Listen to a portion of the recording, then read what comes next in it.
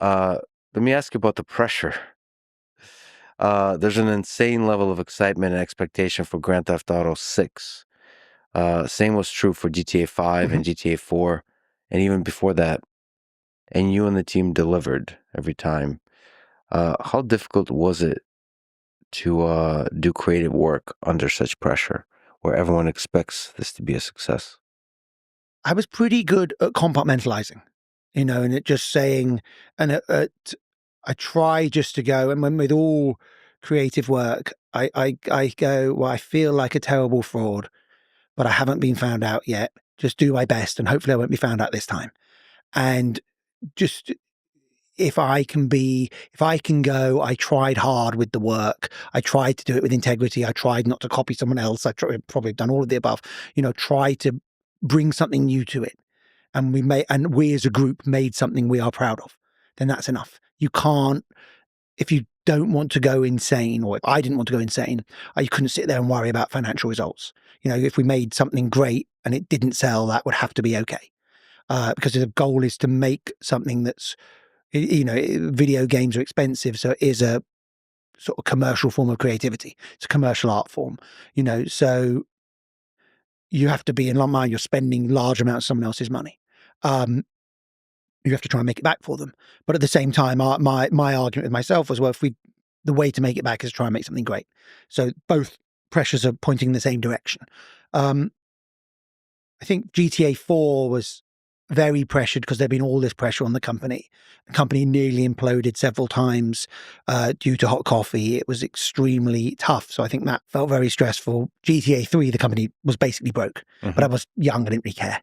I wasn't living in the grown-up world yet. All of them had their own pressure. All of the games had their own pressure. All the more I felt I'd gone into it creatively and tried to be more ambitious. For me personally, I felt more pressure. When it came out that would have been the right choice. Because again, if you're trying to take big swings creatively and you've spent a lot of money, that can be quite stressful. I think with Red Dead 2, when we were behind schedule, we were over budget so much I didn't want to think about it. And you're making a game about a cowboy dying of TB and the game's not coming together. Turns out a lot of people doubt you at that moment. It's not that fun. So I think that was a lot of pressure. But anything, if you're doing something new, the new stuff, there's not necessarily pressure on releasing a comic book or in the same way because it's not taken as long. But if you're making things, there's always pressure that people are going to like it. Why do you think there was so much excitement about GTA 4, GTA 5, and now GTA 6? Because they don't come out that regularly. And I think we did a really good job of constantly innovating within what the IP was. The games always felt different. People have very strong feelings. I like this one. I didn't like that one as much because they are pretty different.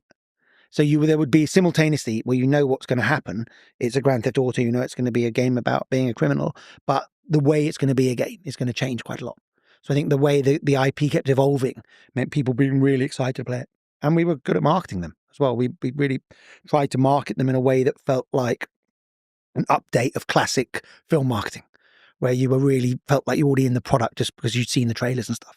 You mentioned that you haven't written for Grand Theft Auto 6. What's it feel like Grand Theft Auto 6 returning to Vice City? This is over 20 years later, but the original GTA Vice City game was set in the 80s. So maybe inspired by Scarface a little bit? Scarface, Miami Vice. And our 80s childhoods. What I realized quite a while ago, unfortunately, was that we made that game and it was set, I think, in 86. And we made it in 2002, so 16 years after. And now it's way past 16 years since Vice City came out. So it was, the 80s were not that long ago when we made it. I think Miami is one of the most unique cities in the world. Oh, yeah. Especially if you're thinking about it satirizing American culture. It has this duality of a glossy surface and a dark underworld. It has the influencers, it has the crypto bros, the yachts, bikinis, plastic surgery, sports cars, drugs, cartel cash, luxury, super rich people, and the desperately poor, just the whole of it. Would it be like the perfect city to explore the full cast of characters that are possible, that human nature can generate? I think it's one of them. There's a reason why GTA kept coming back to Miami, New York, Los Angeles. I think they're all very good for exactly what you laid out. You know, you could say move it to any of those and it would work. You know, So yeah, there's a melting pot aspect to New York also, right? Yeah, melting pot aspect to LA. You know, there's glitz, glamour, underbelly, immigrants.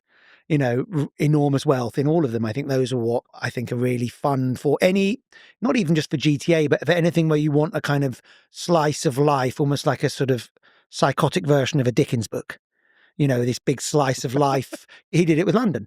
You know, this psychotic version of these, you know, big all kinds of characters in a melting pot. Any of these global cities work well for that. Do you know if that was ever a consideration to go elsewhere to like a London? We made a little thing in London 26 years ago, GTA London, for the top down for the PS1. That was pretty cute and fun as the first mission pack ever for PlayStation 1. I think for a full GTA game, we always decided it was, there was so much Americana inherent in the IP, it would be really hard to make it work in London or anywhere else.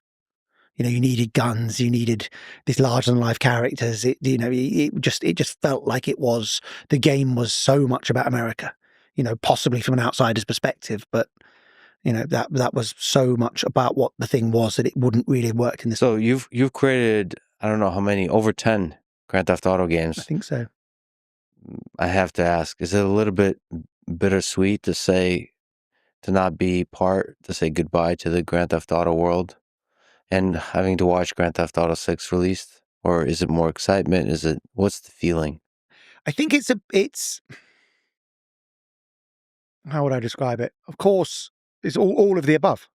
You know, it's exactly as you know, pleased to be doing other stuff, excited for what we're working on now, super excited. Of course, letting go of something I worked on it one way or another for like 20 odd years, you know, and wrote on the last 10 or 11 that came out, wrote all of them, or, you know, lead writer on all of them, whatever it was. So of course, letting go of that is, you know, is a big change and a lot and sad in a way, because it was, each of the games was a kind of standalone story. It's not quite the same as I think probably it would be in some ways sadder if someone continued on Red Dead because it was a cohesive 2-game arc.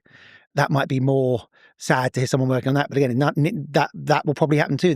I don't own the IP. That was the sort of part of the deal. It's a privilege to work on stuff, but you don't necessarily own it.